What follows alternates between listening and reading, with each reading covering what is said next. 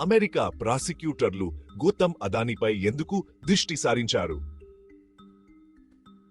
భారతదేశంలో భారీ వ్యాపార సాహసాలకు పేరుగాంచిన గౌతమ్ అదానీ ఇప్పుడు అమెరికాలో తీవ్రమైన ఆరోపణలు ఎదుర్కొంటున్నారు. బుధవారం వెల్లడైన అభియోగ పత్రం సెక్యూరిటీల మోసం మరియు సెక్యూరిటీలు వైర్ మోసాలకు సంబంధించిన కుట్రకు అదానీ మరియు అతని సహచరులపై ఆరోపణలు ఉన్నాయి.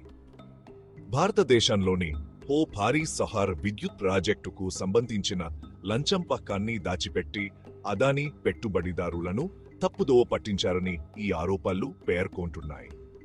భారత ప్రభుత్వానికి 2 గిగావాట్ల సౌర విద్యుత్ను అందించేలా ఈ ప్రాజెక్టు రూపొందించబడింది. ఈ ప్రాజెక్టు కోసం కాంట్రాక్టులు మరియు ఆర్థిక సహాయం పొందేందుకు అదానీ $1 మిలియన్ చెల్లించాలని పక్కం వేసినట్లు ఆరోపణలు ఉన్నాయి. అంతేకాకుండా మోసపూరిత నిబంధనలను ఉల్లంఘించినందుకు అమెరికా సెక్యూరిటీస్ అండ్ ఎక్స్చేంజ్ వేర్వేరుగా సివిల్ చర్య దాఖలు చేసింది. ఆరోపణలు ఎదుర్కొంటున్న వారిలో అదానీ మేనల్లుడు సాగర్ అదానీ మరియు మాజీ సీఏ వినీత్ జైన్ కూడా ఉన్నారు. గతంలో అదానీ గ్రూప్ స్టాక్ మానిప్యులేషన్ మరియు అకౌంటింగ్ మోసం ఆరోపణలన్నింటినీ ఖండించింది.